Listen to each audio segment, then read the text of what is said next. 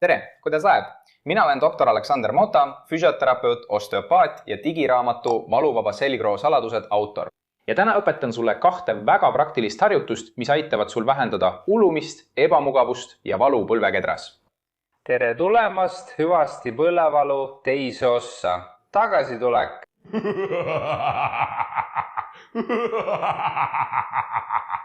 Aga enne, ära unusta vajuta Facebookis selle video juures meeldib või pane YouTube'is pöial üles. Ära unusta, pärast tahad sa vaadata veel ühte videot, siis veel ühte ja lõpuks unustadki ära.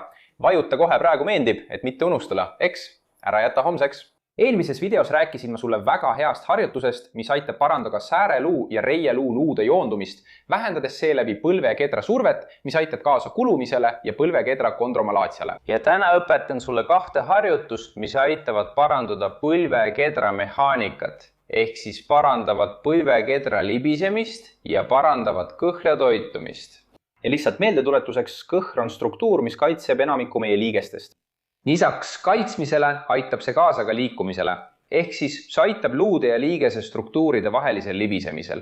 Ja lisaks sellele puudub kõhrel närvilõpmeid, ehk siis sa ei tunne kõhre. Nii et see võib olla kahjustatud, kuluda või laguneda.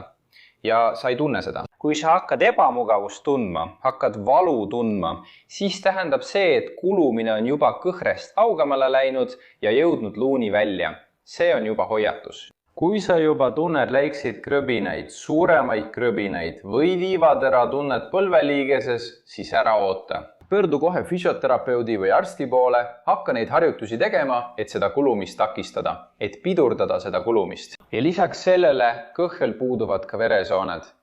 Siis sa küsid minult, Aleksander, kuidas see võimalik on? Kui kõhr ei saa verd, kus ta siis saab? Kus ta saab need toitained? Kuidas kõhr elus püsib? Ja ma vastan sulle. Enamikes meie liigestes on liigese sees vedelik, mida nimetatakse sünoviaalvedelikuks. Ja just sellest sünoviaalvedelikust saab kõhr endale vajalikud toitained. Aga selleks on vaja head liikumist. Kõhre võib võrrelda isegi käsnaga. Kui oled nõud ära pesnud ja tahad käsnast pesuvahendi välja saada, pead käsna vee alla panema ning seda korduvalt kokku suruma ja lahti laskma. Nii, hakkab vesikäsna sees ringlema ja pesuvahend tuleb välja. Sama juhtub ka kõhega. Õige liikumine põhjustab kõhre kokkusurumise ja vabanemise. Nii saab vedelik kõhre sees ringlema hakata ja kõhr saab sealt vajalikud toitained kätte. Kui on olemas vale joondumine või halb mehaanika, tekib kõhrele liigne surve. See ei lase tal vajalikke toitaineid kätte saada. Ja see on üks peamisi tegureid, mis soodustab kõhre kulumist. Aga milline oleks siis põlvekedra jaoks hea liikumine? Põlvekeder liigub üles ja alla. Ta liigub üles, kui sa sirutad põlve ja alla, kui sa painutad põlve. Ja lisaks sellele põlvekeder liigub justkui mööda omamoodi rööbast. Reieluul on 2 struktuuri. Kondüülid, mis asuvad ühel ja teisel pool ning põlvekeder libiseb nende 2 kondüüli vahel. Ja terve põlve puhul on põlvekeder liigeses tsentreeritud. Seega ta ei suru, tal ei ole suurt kalduvust minna ei sissepoole ega väljapoole. Jällegi, põlvekeder on 3-nurkne luu, mis asub põlve ees. Ma joonistan siia uuesti, et sa näeksid.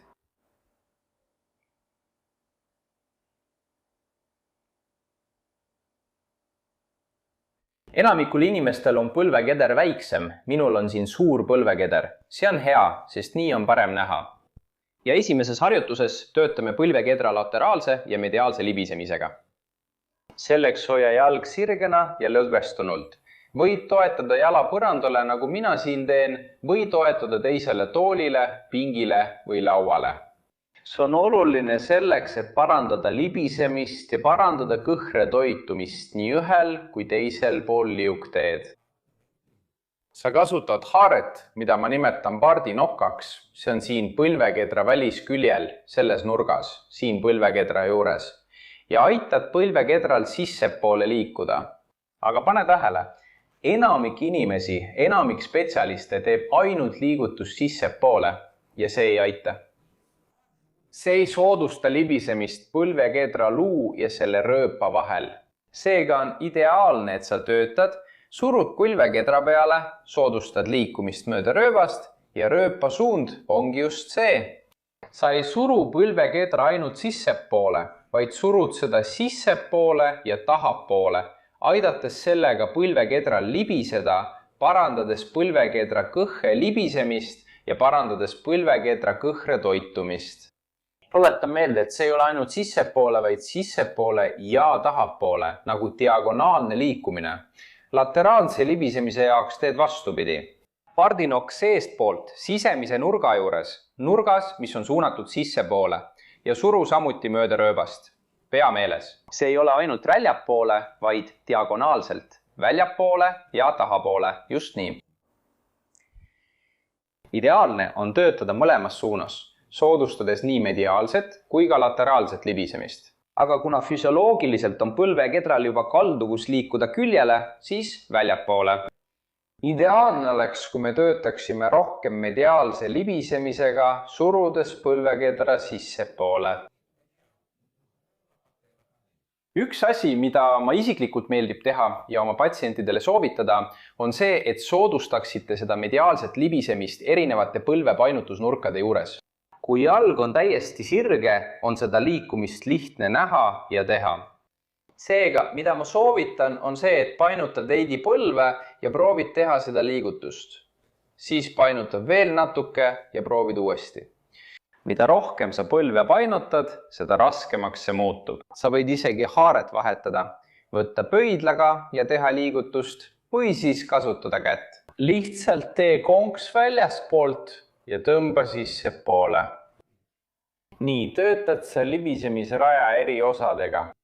Teises harjutuses töötame põlvekedra allapoole libisemisega. See tähendab, et soodustame liikumist allapoole, aitame põlvekedral selles liikumises alla minna.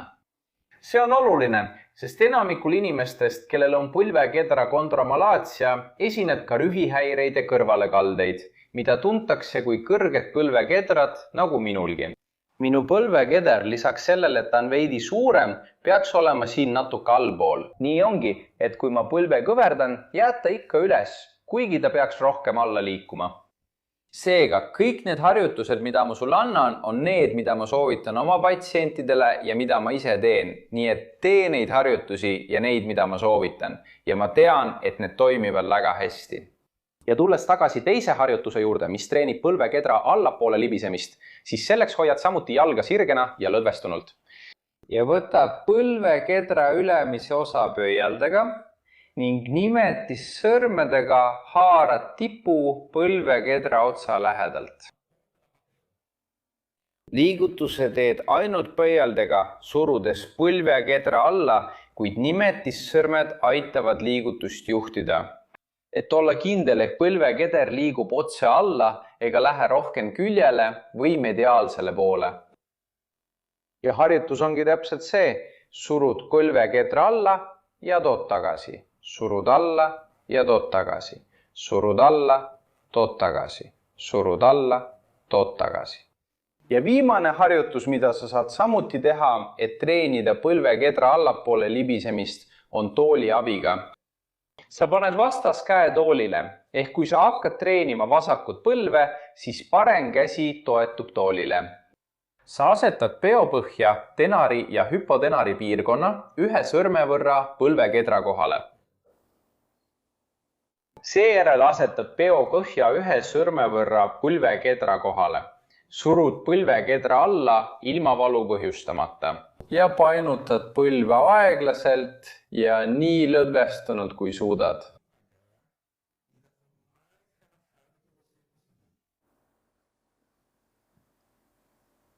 Mul tuli nüüd meelde mõned küsimused, mis tekkisid eelmise video juures. Esiteks, nende harjutuste puhul ei ole ette määratud korduste arvu ega seda, mitu korda päevas sa neid tegema peaksid või võid teha. Liigeste mobiliseerimise harjutusi tuleks teha alati, kui tunned vajadust liigest lahti teha. Ma soovitan seda oma patsientidele, sest see on viis, kuidas nad saavad oma kehaga uuesti kontakti luua ja hakata oma keha taas kuulama. Ma teen selle kohta üksikasjalikuma video, aga minu arvates on huvitav see, et enamik inimesi, ja see on viimastel aastatel palju sagenenud, ei suuda peatuda, et oma keha kuulata. Tead, et sul on valu, aga sa ei tea, mis seda parandab, sa ei tea, mis seda halvemaks teeb, sa ei tea, mis asend on parim, sa ei tea, mida su keha vajab. Ja on palju inimesi, kellel on tohutult raske oma keha kuulata ja sellega uuesti ühendust saada. Ja nende inimeste jaoks, kellel on veelgi raskem oma kehaga uuesti ühendust saada, kellel on raske neid aistinguid märgata, seda lukustumise tunnet, seda vajadust põlve liigutada, soovitan minimaalset annust, mis on selle harjutuse tegemine iga päev 30 sekundit kuni 1 minut. Teine küsimus on, kas on normaalne tunda harjutuse ajal valu või krõpsu? Krõps, kui see ei põhjusta valu, on väga tavaline, eriti kui hakkad liigeseid mobiliseerima. Ja see krõps kipub ajapikku vähenema ja kaduma. See on halva mehaanika tulemus. Kui sa parandud oma mehaanikat ja liigese libisemist, siis need krõpsud vähenevad. Ja mingil juhul ei tohiks sa harjutuse ajal valu tunda. Kui sa teed harjutust ja tunned valu, proovi teha harjutust väiksemas ulatuses. Kasuta vähem jõudu, proovi natuke teistmoodi haarata, mõnikord teeb väike muudatus haardes kogu vahe, nii et sa ei tunne ebamugavust ega valu harjutuse ajal. Ja viimane küsimus. Kas peaksid treenima ainult seda jalga, kus on probleem ja mida tunned valusana, või peaksid treenima mõlemat jalga? Ideaalne on alati treenida mõlemat poolt, mõlemat jalga, sest isegi kui tunned valu ainult paremas põlves, näiteks vasak põlv kompenseeriks seda. See toimub isegi alateadlikul tasandil. Kui tunned valu, ebamugavust või mingit düsfunktsiooni mingis kehapiirkonnas või liigeses, alateadlikult püüad sa seda piirkonda säästa ja lõpuks koormad rohkem teist poolt. Pole haruldane, et inimene ütleb, et tal valutas üks põlv ja siis läks valu teise põlve üle või valutas üks küünarnukk ja siis läks valu teise küünarnukki üle. See juhtub kompenseerimise tõttu. Kui sul on kehas mingi düsfunktsioon, näiteks põlves, siis on ideaalne, et sa töötaksid ka teise põlvega, et vältida selle kompenseerimist ja et see ei hakkaks probleeme tekitama. Tõenäoliselt tekib tulevikus mingi düsfunktsioon. Jah, on aeg jagada. Teeme nii, et need videod ja need nõuanded aitaksid järjest rohkem inimesi. Näita seda videot oma perele, sõpradele, jaga seda oma sotsiaalmeedias. Siin Facebookis, siin YouTube'is, WhatsAppis, Twitteris ja mul on sulle viimane küsimus. Ma tahan teada, mida sa tahaksid järgmistes videotes näha. Jäta siia alla kommentaaridesse mõni küsimus, mõni mure, mõni ettepanek, teema, mida sa tahad näha, mis on seotud elukvaliteediga. Mis sa arvad, mis sul puudu on, et sul oleks parem elukvaliteet? Ära unusta siia kommentaaridesse jätta oma arvamust. On väga oluline minu jaoks teada, kuidas ma saan sind kõige paremini aidata. Jään siia, suur kallistus ja kohtume järgmises videos. Aga enne kui videot alustame, ära unusta panna meeldivad, kui sa vaatad mind Facebookis või vajuta meeldib siin, kui sa vaatad mind YouTube'is. Ja samamoodi on ka kõhrega. Tere, koer!